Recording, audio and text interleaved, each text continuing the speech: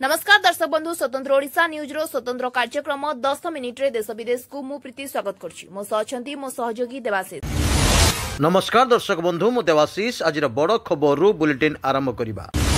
दुर्घटना अल्प के बर्तेला हावड़ा सिकंदर फल्कनुमा एक्सप्रेस शनिवार दिन ट्रेन टी चलुवा समय बगी अलगा हो जाइतिला। 25 टी बगी मध्यरु 3 बगी अलगा हो जाइतिला। फଳରେ दीर्घ 40 मिनिट धरी मेदिनपुर स्टेशन पाखरे ट्रेन टी अटकी रहितिला, किंतु दुर्घटना रे काହାର क्षयक्षति घटि नथिबा जणा जायछि।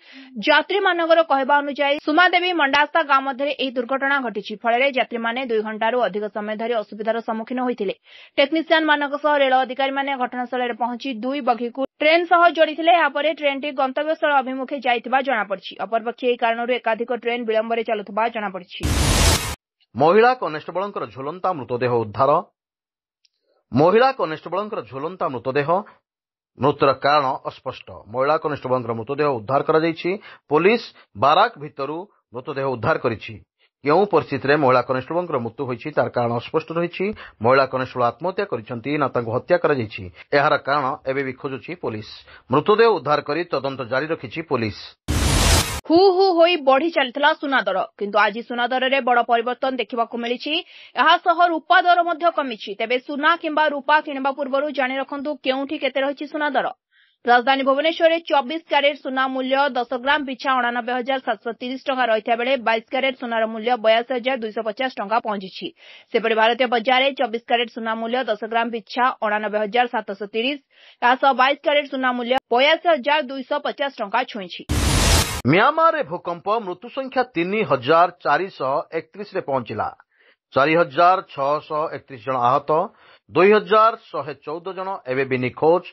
5,200 टी घर एवं 1,800 टी स्कूल, 8,900 टी मंदिर, 176 हॉस्पिटल, 169 ब्रिज एवं 198 टी डैम नष्ट हुई। दक्षिण पूर्व बंगोपसागर और तार पार्श्ववर्ती अंचल में वायुमंडल 5.8 किलोमीटर उच्चता जाए एक घूर्णिबलय सक्रिय रही। यह घूर्णिबलय प्रभाव में आगामी 48 घंटा मध्य दक्षिण बंगोपसागर अंचल में एक लघुचाप क्षेत्र सृष्टि होबार संभावना रही। तेबे 9 तारिख जाए राज्य में मेघुआ पाग सह किछि स्थान में वर्षा संभावना रहिथिबा पाणीपाग केन्द्र अनुमान करिछि। या प्रभाव में मंगलवार सुंदरगढ़, रायगड़ा, कोरापुट, मालकानगिरी, कंधमाल, संबलपुर, देवगढ़, बालेश्वर, भद्रक, जाजपुर, केन्द्रापड़ा, जगतसिंहपुर, गंजाम, गजपति, मयूरभंज आदि जिले में घड़घड़ी सह हालुका वर्षा होईपारे। तेबे अन्य सब जिले में पाग प्रायतः सुखिला रहिबो। आसंता 14 तारिख पर्यंत राज्य में काल बैशाखीर प्रभाव रहिबो बोली आंचलिक पाणीपाग विभाग पूर्वानुमान करिछि।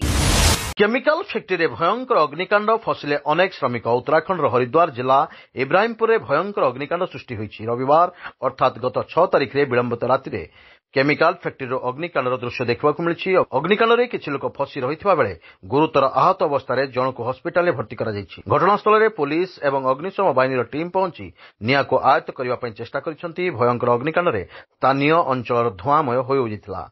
समस्त जिनिष पोड़ी जଳି पाउंस होई जाइछि।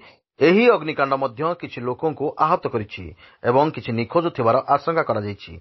निया को देखिबा पई घटनास्थल रे लोकान्य होई जाइतिला। अग्निशम बाहिनी पक्षरु दीर्घ समय धरि निया लिभा कार्यक्रम जारी रहितिला। देश में अधिक तापमात्रा वृद्धि हेतु एभली भयंकर अग्निकांडर घटना देखिबाकू मिलिछि। पवन कल्याण का सान पुआ आहत। सिंगापुर एक स्कूल में अग्निकांड घटी। एही अग्निकांड में आंध्र प्रदेश उपमुख्यमंत्री तथा जनसेना पार्टी सभापति पवन कल्याण का सान पुआ मार्क शंकर आहत होइछन्ति। दुर्घटना रे तांका हाथ और गोड़ रे आघात लागिछि। आहत अवस्था तांको सिंगापुर एवं स्थानीय हॉस्पिटल में भर्ती करा जायछि। पवन कल्याण वर्तमान आंध्र प्रदेश आलूरी सीताराम राजूचिला गस्तर अछंती। से तांकर निर्धारित कार्यक्रम समाप्त करबा परे सिंगापुर जिबाकू निष्पत्ति नैछन्ति। पवन कल्याण गतकाली आराकू निकटस्थ कुरडी गाँव आदिवासी मानकू भेटिबाकू प्रतिश्रुति दैथिले। प्रथम से सेठाकू जिबे एवं सेमानकू भेटिबा और सेमानक समस्या सुनिबे। पोस्टर या मध्ये कुआ जायछि जे किछि विकास योजना आरंभ हेबाकू जाउछि, तेणु से गस्त शेष करबा परे ही सिंगापुर जिबे। गस्त समाप्त करबा परे विशाखापट्टनम रे पहुंचिबे, जेउठारु तांकर सिंगापुर जिबा पई प्रस्तुत चलिछि। मे द्वितीय सप्ताह रे प्रकाश पाइबा मैट्रिक रिजल्ट सूचना देले बोर्ड सभापति श्रीकांत तराई। आउ 2 दिन मध्य सरीब खाता देखा A1 एवं QR कोड द्वारा परीक्षा परिचालना सफल होइछि बोली से कहिसंती। विज्ञान प्रश्नपत्र 4 मार्क कम नहीं किछि असुविधा हेबो नाही बोली से मध्य कहिसंती। ग्रेस मार्क पई परिचालना कमिटी निष्पत्ति नेबो।